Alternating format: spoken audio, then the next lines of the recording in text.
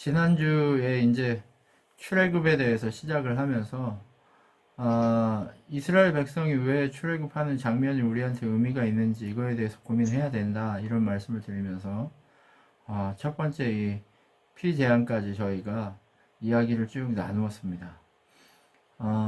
정말 왜 우리가 출애굽에 대한 고민을 해야 되는가? 우리는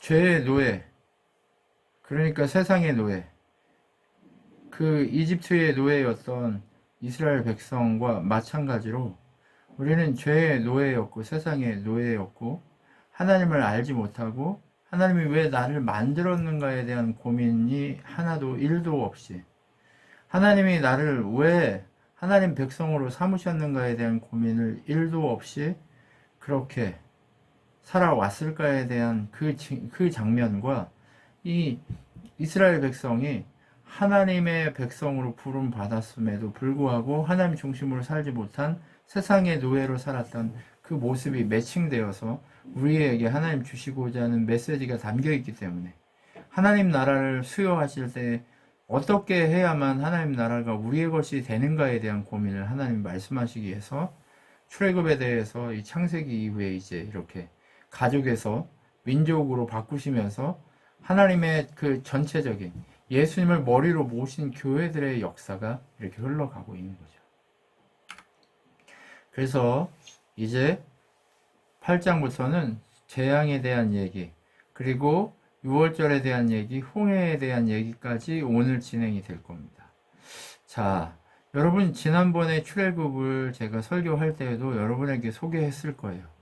출애굽을 여러분에게 말씀드릴 때 무엇을 얘기했냐면 지금 재앙이 다른 것을 얘기하는 게 아니라 애굽이 섬기고 있는 우상, 애굽이 주인 삼고 있는 그 우상들에 대해서 이렇게 얘기하고 있는 장면을 소개하고 있습니다. 그래서 그 우상들이 가짜고 누구만 진짜다?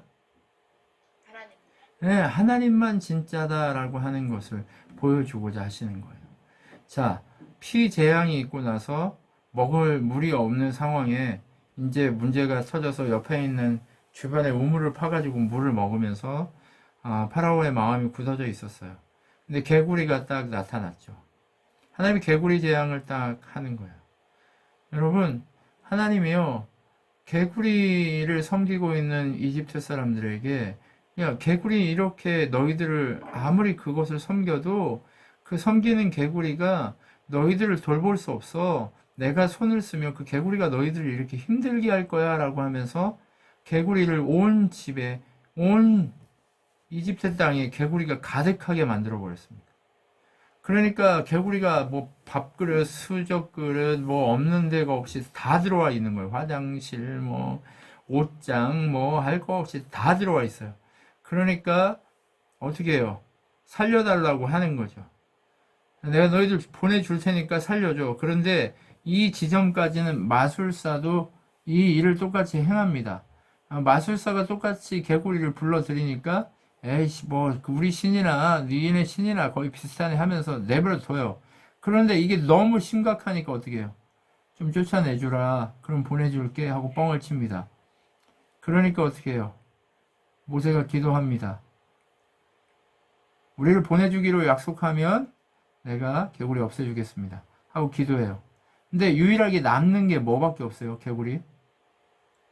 냄새밖에 없어요, 냄새.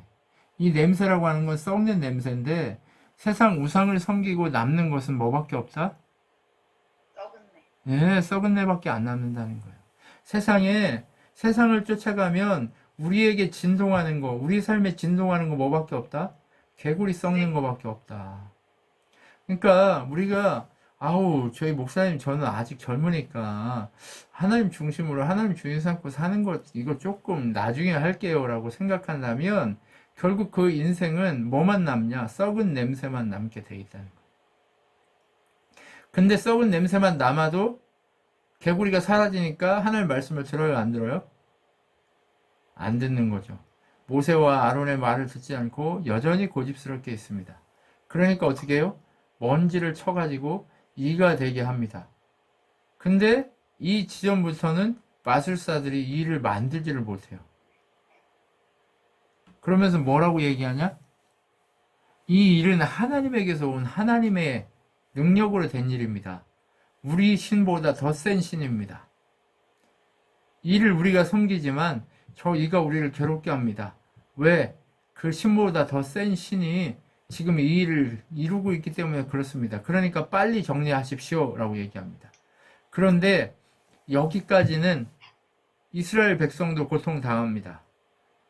피, 개구리, 이까지는 이스라엘 백성도 고통당하는 거예요. 왜요? 뭐 때문에 그럴까요? 400년 동안 하나님 섬겼어요. 세상하고 짝해서 살았어요. 네, 세상하고 짝하고 살았어요. 그러니까 똑같은 고통 당하는 거예요. 그리고 나서 하나님 앞에 엎드리기 시작하니까 파리부터는 고센 땅을 구별하기 시작합니다.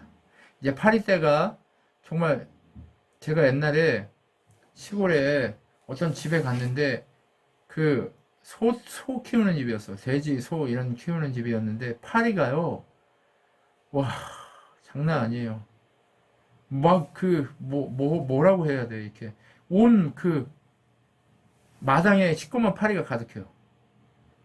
그래서 사람이 지나가면 파리가 이렇게 했다 내려와요. 그런 거 본 적 있으세요? 나는 봤어. 예. 서울 정부네 집 가게. 아이고.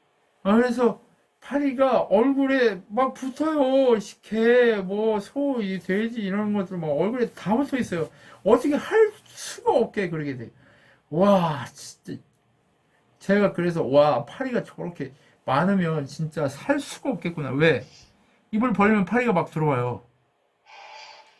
저희 어릴 때 그 들판에서 놀다가 막 뛰어가면 하루살이가 입에 들어온 적 있으시죠? 예, 눈으로 들어오고 입으로 들어오고 막 별짓 다 해요. 근데 파리가 그렇게 많아 들끓어 그냥.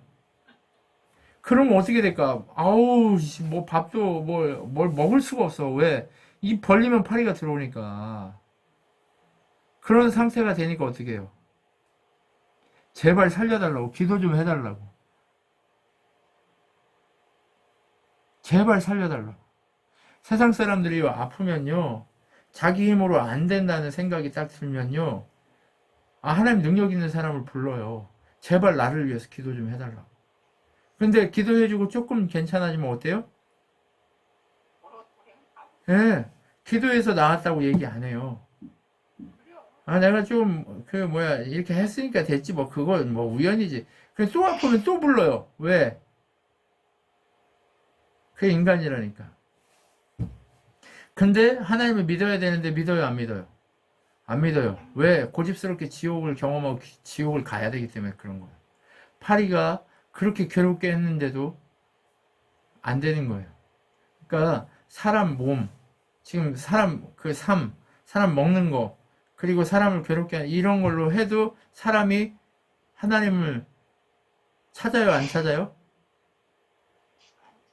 예, 잠깐 모면하려고 찾지만 안 찾는 거예요. 인간은요, 하나님의 은혜가 아니면 하나님을 찾을 수가 없습니다. 하나님의 능력이 아니면 하나님을 찾을 수 없고, 그 어떤 것도 굳어버린 마음에서 건져낼 수가 없습니다. 그리고 5번째, 짐승에게 병이 옵니다. 재물을 치기 시작하는 거죠. 가지고 있는 중요한 것들을 치기 시작하는 거예요. 그런데 아직 항복해요? 안 해요? 안 하는 거예요. 끔찍한 질병이 내려서 죽고 쓰러지고 자빠지고 하는데도 안 그러는 거예요. 안 돌아서요. 그러니까 몸에 종기가 터지기 시작합니다. 옛날에 종기 많이 터지셨죠? 예. 옛날에 이렇게 못 먹고 좀 더럽고 그런 이 삶을 살다 보니까 몸에 종기도 많이 나고 질병도 많고, 근데 요즘은 항생제를 하도 많이 먹어서 그런지 종기나 이런 것들이 많이 이렇게 터지거나 그러지는 않는 것 같은데, 근데 참 이게 어렵습니다. 등창이 나면 사람이 죽거든요. 못 움직여서 이렇게, 그러니까 이 종기라고 하는 건 그 등창처럼 살이 썩는 종기를 얘기하는 거예요. 네. 그렇게 종기를 일으켰는데도 불구하고 항복하지 않습니다. 그럼 우박을 맞아본 적이 있으세요? 아주 봤지. 예. 들판에서 일하다가 갑자기 우박이 떨어져가지고 우박이 막 떨어지면 엄청 아픕니다. 근데 그 우박보다 큰 우박이 있어요. 돌멩이 같고 막 이런 우박들이 하늘에서 떨어졌다고 얘기하는 거예요. 그리고 그 우박이 떨어질 때 바닥에 떨어지면 그게 불꽃처럼 떨어졌다고 얘기를 해요. 불꽃이 섞여서. 그럼 그거 맞으면 어떻게 됐을까요? 다 죽어버리는 거죠. 근데 이 우박도 어떻게 해요? 떨어질 거라고 얘기하니까 이집트 사람 중에도 하나님이 무서워가지고 피해 놓은 사람들은 짐승들이 살았고 하나님을 믿지 않은 사람들은 죽은 거예요. 근데 여기 아까 우리 파리제왕부터는 고센 땅은 계속 구별하는 거예요. 하나님의 재앙 가운데 하나님은요, 하나님의 진짜 백성들을 구별하고 살리시고 회복시키십니다. 염려하지 마시고 능력 가운데 하나님의 사람으로서 온전히 더 강건하게 하나님을 바라보시고 이기십시오. 네, 아멘. 하나님은 이기게 하실 겁니다. 네. 그리고 나서 하나님이 뭘 얘기하냐? 재앙의 이유에 대해서 얘기를 합니다. 이 7가지 이 재앙을 내리신 다음에 재앙을 내린 이유가 뭐냐? 세상이 하나님이 하나님이신 것, 유일한 하나님은 여호와만 하나님인 걸 봐야 하고, 그리고 하나님의 백성들도 하나님의 기적이다라는 것을 봐야 하기 때문에, 그래서 곧 여호와만이 하나님인 것을 알게 하기 위해서 재앙을 내린다고 얘기합니다. 코로나가 일어나고 더 많은 고통과 재난과 재앙들이 일어날 겁니다. 그런데 그 이유가 무엇 때문에 일어나느냐? 하나님이 하나님인 것을 보여주기 위해서 일어나고 있다라고 얘기합니다. 우리는 이것을 좀 볼 필요가 있어요. 세상 속에서 살아가면서 세상의 이 질서 가운데 살아가지만 우리가 지금 누구의 손 위에 있는가 이걸 바라볼 필요가 있습니다. 우리는 하나님의 손 위에 있습니다. 우리는 하나님의 능력 가운데 있습니다. 우리는 하나님만 바라봐야 될 그러한 자들입니다. 우리는 이 고난과 이 질병과 이 역경 가운데에서 무엇을 바라봐야 되냐? 하나님만 바라봐야 됩니다. 8번째 메뚜기 재앙이 옵니다. 메뚜기 재앙이 와서 우박으로 상한 이 보리와 모든 것 외에 아직 나오지 않았던 밀을 다 먹어버립니다. 그 땅에 이제 요셉의 때에 흉년이 와가지고 했던 그 흉년보다도 더 큰 흉년이 들게 만들어 버리시는 거예요. 어떻게요? 하나님의 능력으로 그들을 완전히 깨트려 버리는 거예요. 그들이 믿고 그들이 따랐던 재산과 재물과 우상과 그 모든 것들을 다 사라지게 만들어 버리는 거죠. 그런 다음에 하나님이 보내는 게 뭐냐? 어둠입니다. 그런데 어둠은 무엇을 의미하냐? 하나님 없는 존재들의 삶 자체가 어둠이라는 것을 보여주기 위해서 하나님의 어둠이라는 걸 이 세상 가운데 모든 걸 덮어버립니다. 그런데 실제로는 우리가 지금 낮이기 때문에 빛 가운데 있지만 여러분 주님의 빛, 주님의 은혜가 없다면 세상은 어둠, 흑암 속에 있는 것과 같다고 얘기하고 있는 거예요. 너희가 나를 바라보지 않으면 세상을 하기 이전에 있던 흑암, 그 흑암은 무엇이에요? 하나님의 빛, 하나님이 빛이 있으라 하시는 그 하나님의 빛이 함께하지 않는 상태, 그것을 상징적으로 오늘 출애굽에서 보여주는 거예요. 너희가 세상을 바라보고 옛사람을 바라보고 옛 삶을 살기 시작한, 제가 항상 얘기하잖아요. 새 사람으로 바뀌지 않는 삶은 죽은 삶이라고. 예수 그리스도 그분을 머리로 모시지 않은 인생은 뭐예요? 머리 없는 짐승과 같은 인생을 살게 된 거라고. 그것처럼 머리가 없으면 눈이 없고 빛을 볼 수 있는 그게 없기 때문에 그들은 다 어둠 속에 있는 존재라고 얘기하는 거예요. 세상이 왜 파라오, 세상의 주인이라고 얘기하는, 세상의 왕이라고 얘기하는, 세상의 재물과 능력과 권세와 모든 것을 가지고 있는 그 삶을 하나님이 무엇이라고 표현하고 있냐? 흑암이라고 표현하고 있는 거예요. 여러분, 시체가 움직일 수 있어요, 없어요? 없습니다. 시체는 움직일 수도 없고, 시체는 빛을 볼 수도 없고, 죽은 자들은 움직일 수조차 없는 상태예요. 그런데 이 지금 어두움이, 흑암이 어떤 상태냐? 전혀 문을 열고 길을 갈 수도 없는 그런 상태예요. 어디도 갈 수 없는, 눈앞에 칠흑처럼 어두운 그런 상태에 처해 있다는 거예요. 그런 상태에 처해 있는데 이게 어떻게 해요?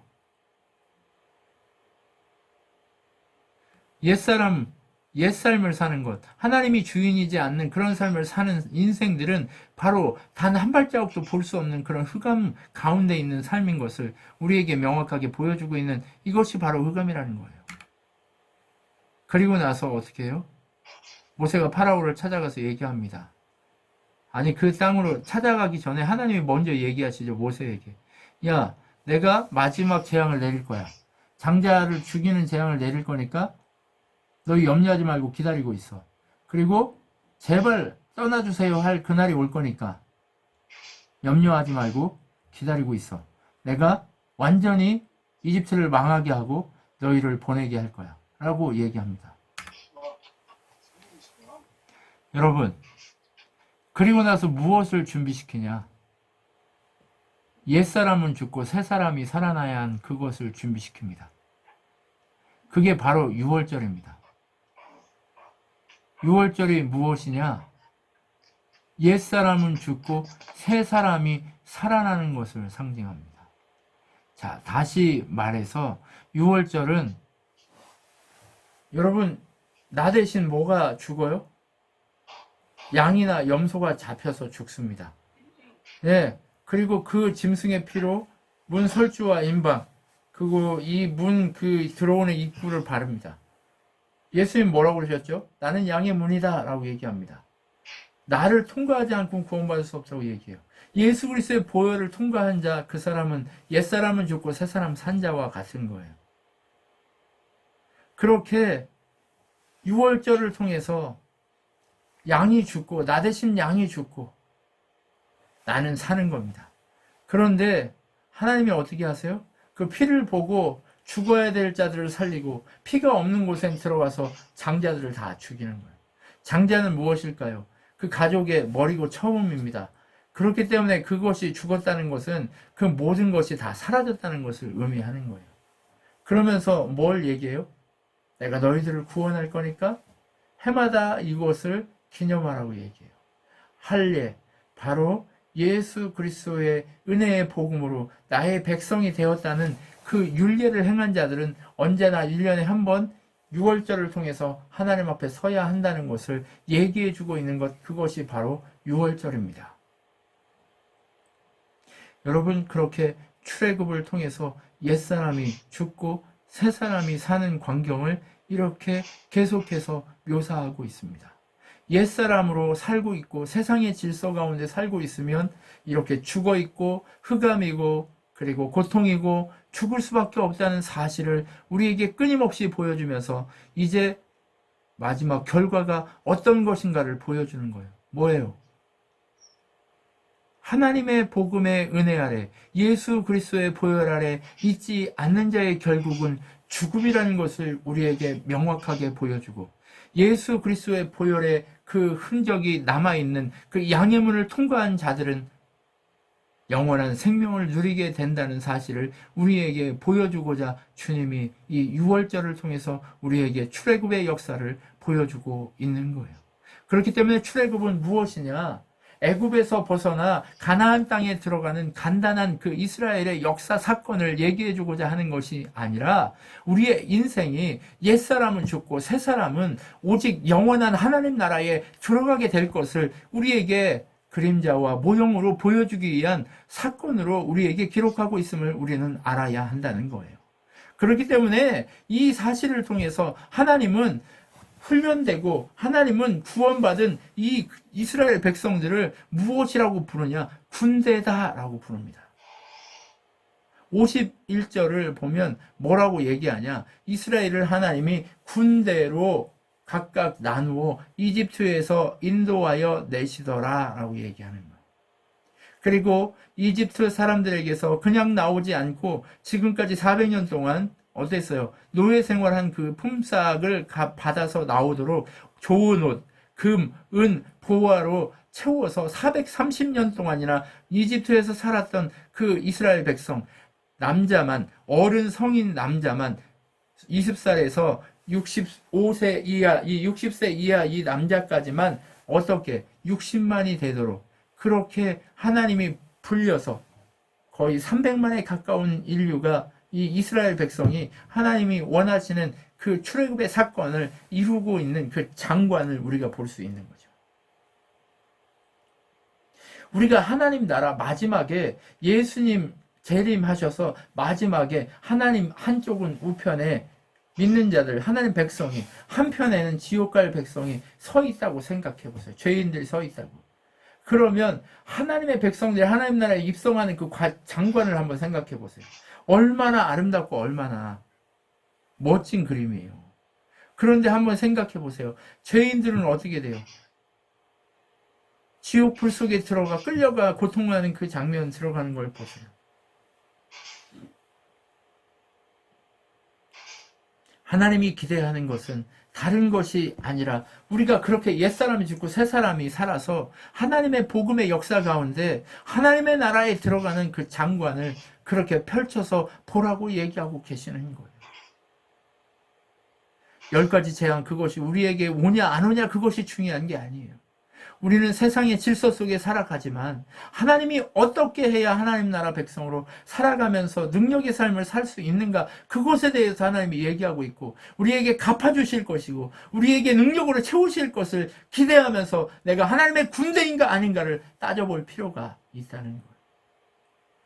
그래서 6월절 이 세상을 살아가면서 무교병을 먹고 그렇게 거룩한 음식을 먹고 누룩이 들어있지 않는 죄의 음식이 들어있지 않는 그것을 먹고 그렇게 하나님 나라 백성으로 새롭게 되었음을 우리에게 말씀하고 있는 거죠.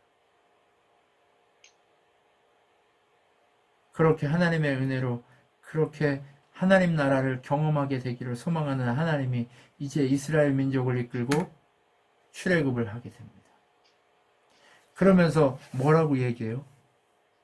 첫 열매는 나의 것이다 라고 얘기합니다. 여러분, 장자는 나의 것이다, 나에게 바치라 라고 얘기합니다.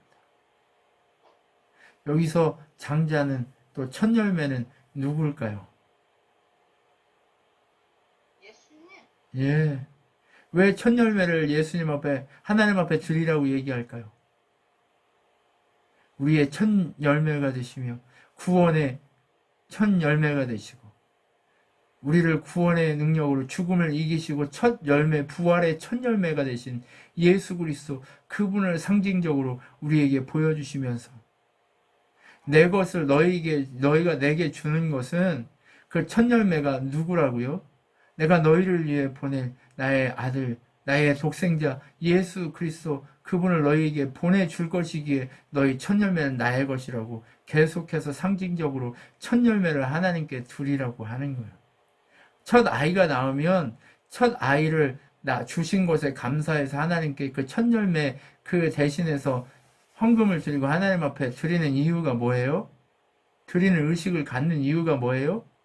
예수 그리스도, 그분이 너희들을 구원하기 위해 올 것이고 그 첫 열매가 피 흘려서 너희들이 구원받게 될 것이다를 우리에게 지속적으로 보고 배우라고, 보고 기다리라고 그 첫 열매를 우리에게 허락하고 계신 거예요.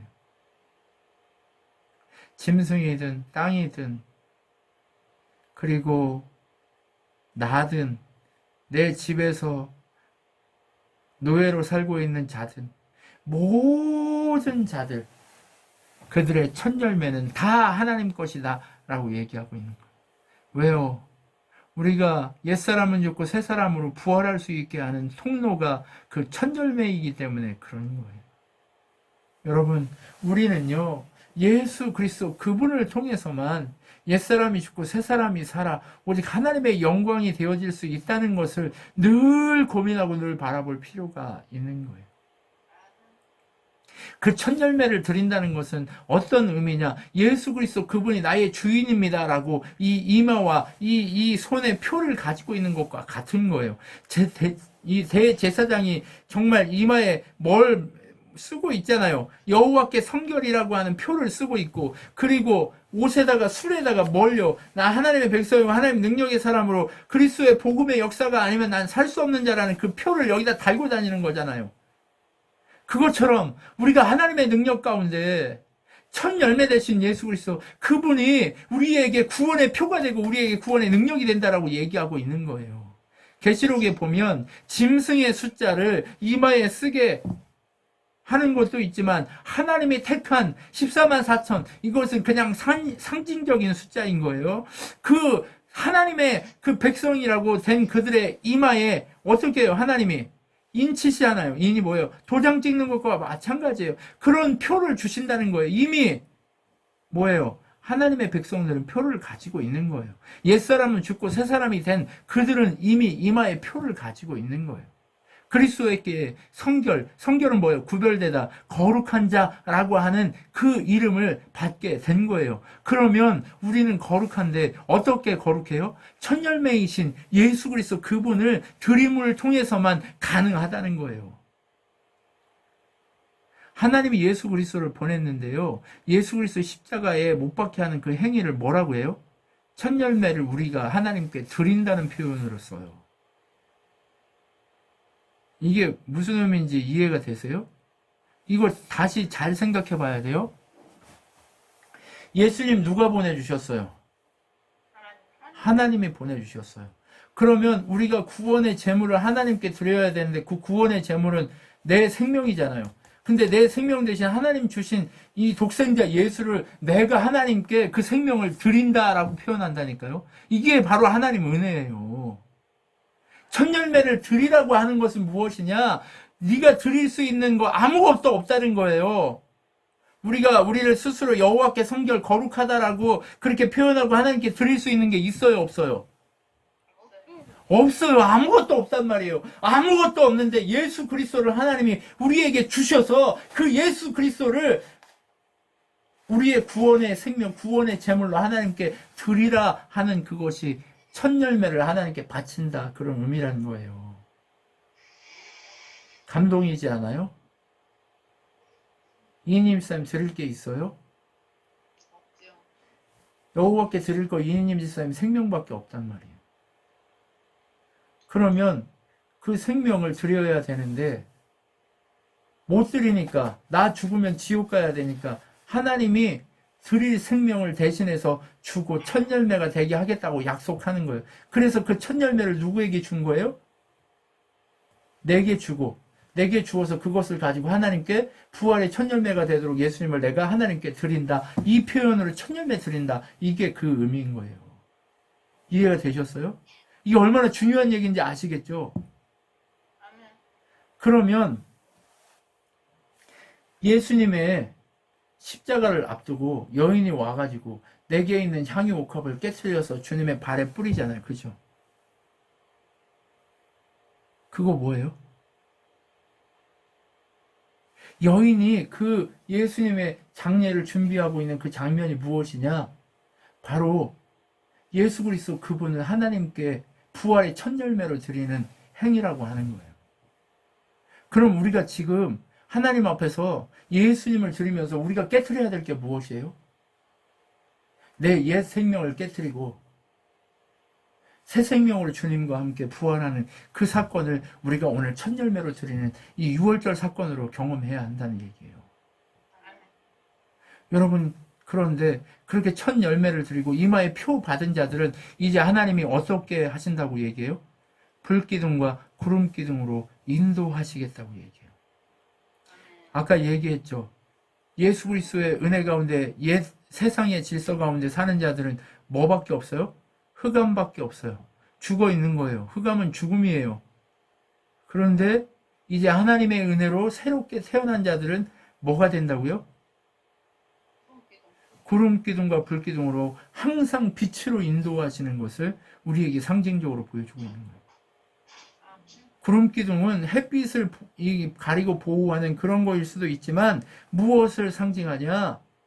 빛 가운데 거하고 있는 그들에게 하나님이 장막을 펴신 것을 상징하는 거예요. 불기둥도 뭐예요? 하나님이 어둠 가운데 있지 않고 빛 가운데 거하기 위한 하나님의 장막을 펴신 거라고 여러분 봐야 하는 거예요. 그러면 예수 그리스도 하나님의 은혜로 우리의 생명 대신 우리의 첫 열매로 드려지도록 우리에게 허락된 그 은혜, 하나님의 그 충만한 은혜로 채워져서 새 사람 된 우리에게 하나님이 주시는 은혜는 뭐예요? 생명의 빛이라는 거예요. 생명의 빛을 놓치면 안 된다는 얘기예요. 여러분, 이 생명의 빛 가운데 여러분이 거해야 될 줄 믿습니다. 하나님은요, 여러분의 영원한 능력이시고 영원한 권세이시고 영원한 그 빛 가운데 우리를 살게 하실 하나님의 놀라운 사람으로 우리를 새롭게 하시고 우리를 빛 가운데 걸어가게 하시면서 우리를 어떻게 만들어 가시냐? 이제 우리를 그리스도와 연합한 자로 새롭게 태어나게 하셔요. 그래서 고린도 후서, 전서, 그 후서 보면 이 홍해의 사건을 뭐라고 얘기하냐? 고린도서를 보면 뭐라고 얘기하냐? 세례받은 사건으로 얘기해요. 이스라엘 백성이 옛사람이 죽고 새사람이 이제 6월절 사건을 통해 옛사람이 죽었잖아요. 그죠? 그리고 그리스도와 함께 새사람이 되는 이 세례의 역사를 경험하게 되는 그것을 홍해 사건으로 얘기한단 말이에요. 왜 이스라엘 백성을 이집트의 왕 파라오가 쫓아와가지고 그 바다로 들어가게 만들어야 했냐? 그건 뭐냐? 하나님만 믿고 어떻게 해야 돼요? 세례받은 그 새 사람으로 그리스도와 연합한 자로 만들기 위해서 하나님이 홍해를 가르고 그 일을 만들기 위해서 그 큰 이벤트를 만들기 시작하는 거예요. 그런데 여러분, 옛사람이 죽었어요. 6월절 사건을 통해서 옛사람이 죽고 예수님을 그 첫 열매로 드리는 사건을 일으켰단 말이에요. 그런데 그 첫 열매를 드리는 사건이 일으켰는데 문제가 찾아오니까 지금 어떻게 해요? 파라오가 전차 600승. 그때 당시에 전차는요, 지금의 뭐와 같아요? 탱크. 예, 탱크와 같은 거예요. 그렇게 빠르고 회전력 있고 능력 있고 막 다 죽일 수 있는 그런 거예요. 그런데 그런 자들이 쫓아오고 막 죽이겠다고 찾아오니까 이 이스라엘 백성이 뭐라고 하는지 아세요? 11절. 네. 이집트에 무덤이 없냐? 왜 광야에서 다 죽이려고 여기 데려왔냐? 우리 그냥 그 사람들 섬기고 살았으면 거기서 죽고 맛있는 거 먹다가 죽었을 텐데 왜 죽을 곳이 없어 여기 죽이냐? 이렇게 얘기하는 거예요. 지금 제대로 하나님을 알아요, 몰라요? 네. 자, 보세요. 하나님의 구원의 백성으로 이름을 기록했어요. 신분이 바뀌었어요. 그렇다고 해서 그 신분이 바뀌었다고, 법정적으로 바뀌었다고 해서 그의 삶 자체가 하나님 백성 다워져요, 안 다워져요? 안 다워져요. 네. 신분을 회복해야 되는 거예요. 우리가요, 이랬어요. 옛사람에서 벗어나서 새사람이 됐을 때 우리의 신분이 바뀌었음에도 우리는 늘 뭐하냐? 입에 뭐하냐? 하나님 백성이라며 왜 우리 삶이 이렇게 하냐고 원망하는 삶을 그렇게 지속적으로 살고 있다니까요. 그래서 우리 뭐 해야 되는 거예요? 이 입술이 바뀌어야 되고 원망의 입술이 바뀌고 신분이 바뀌어서 왕자답고 공주답고 하나님 백성답고 하나님 자녀답고 그리스도와 연합한 자다워지도록 우리의 삶이 바뀌어져야 한다니까요. 여러분, 그렇게 바뀌어야 될 줄 믿습니다. 우리의 입에 불평이 아니라 그 문제가 발생했을 때 모세는 어떻게 합니까? 두려워하지 말라.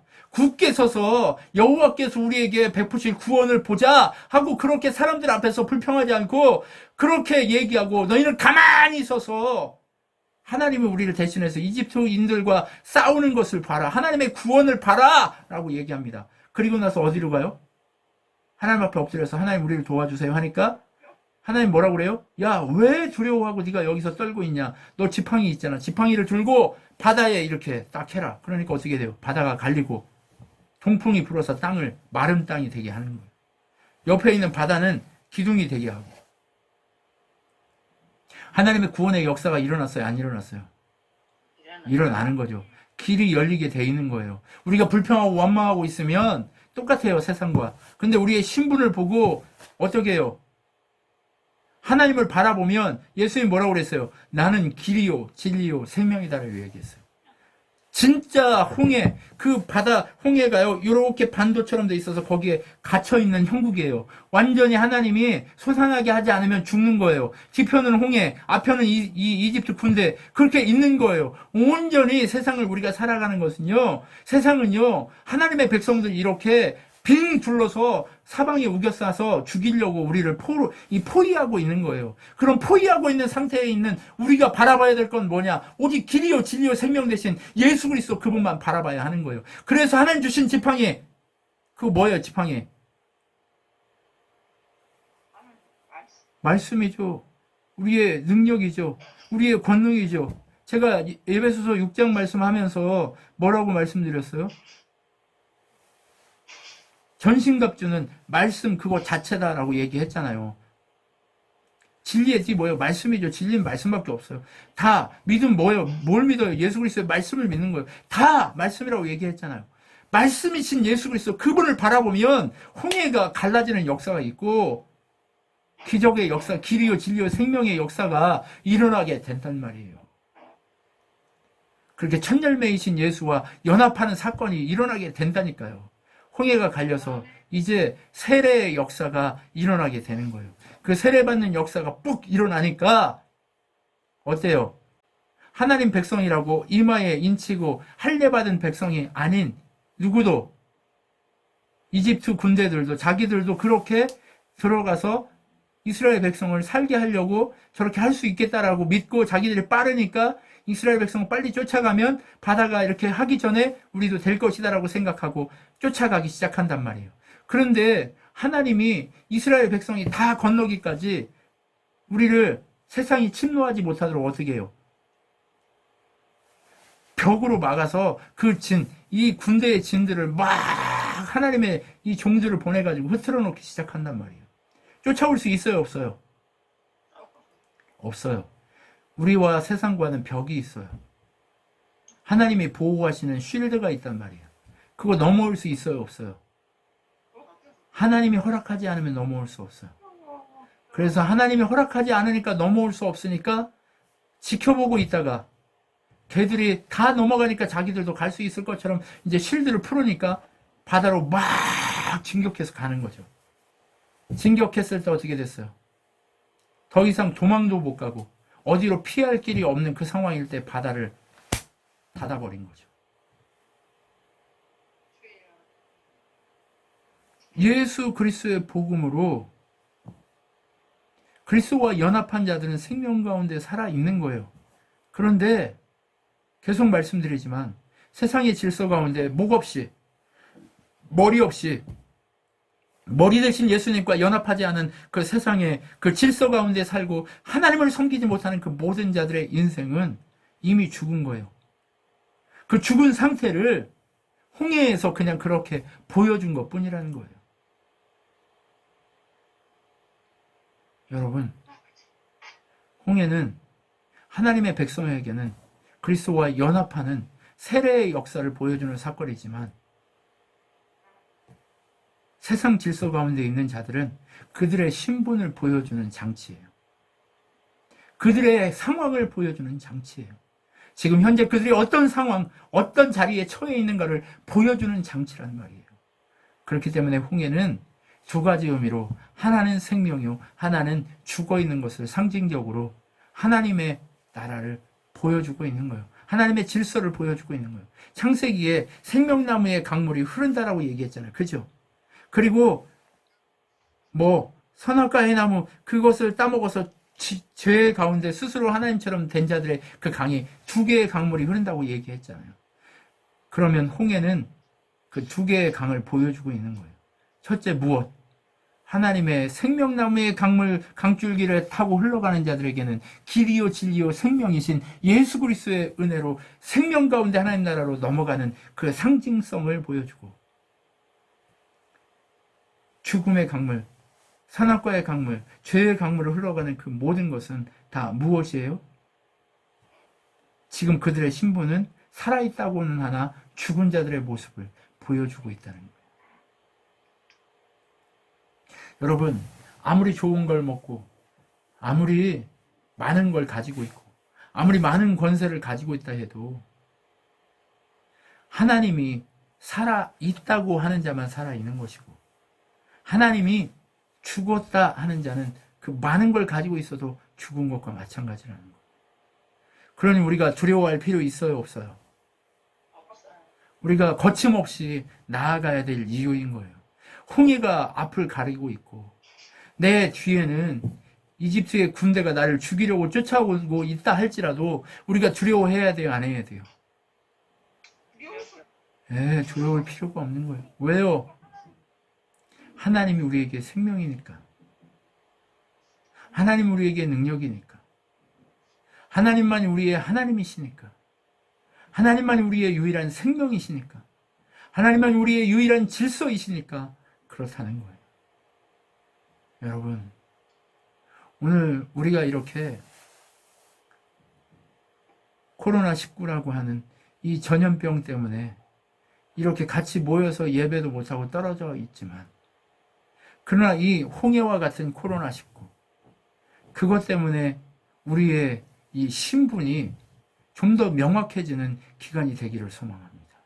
아멘. 우리의 신분은 머리 대신 예수 그리스도 그분과 연합한 세례받은 진짜 생명을 누려야 할 그러한 길이요 진리 대신 예수 그리스도의 인도하심 가운데 살아 역사하게 하시는 하나님 나라를 경험하는 그런 신분이어야 하고, 아멘.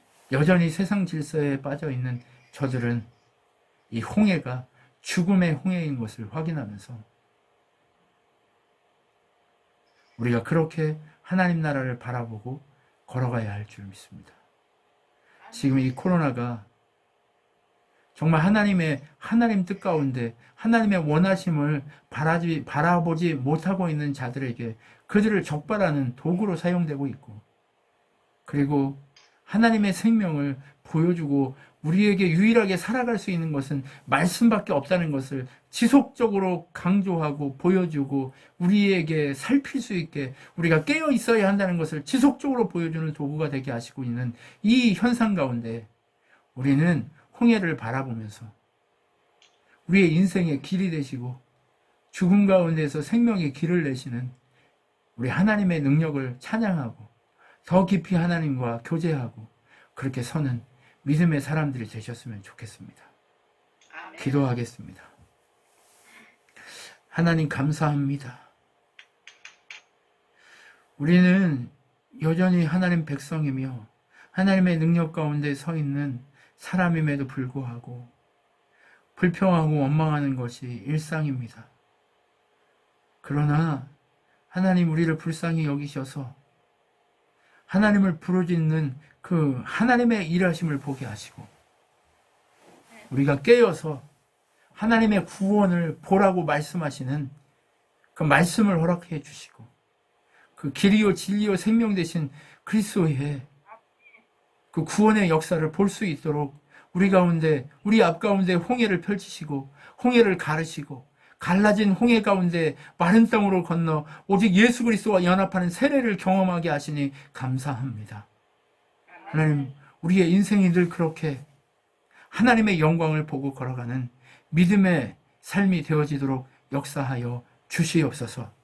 지금은 우리 주 예수 그리스도의 은혜와 하나님의 사랑과 성령 하나님의 위로 교통 충만케 하심 가운데 날마다 내가 그리스도와 연합하여 산자됨을 확인하고 감격하고 감사하는 그 신분 가운데 하나님 나라의 강하고 능력 있고 크고 놀라운 것을 세상 가운데 비추는 빛이요 소금인 자의 삶을 살기로 결정한 우리 친환교회 성도들 머리 위에 영원토록 함께 있을지어다.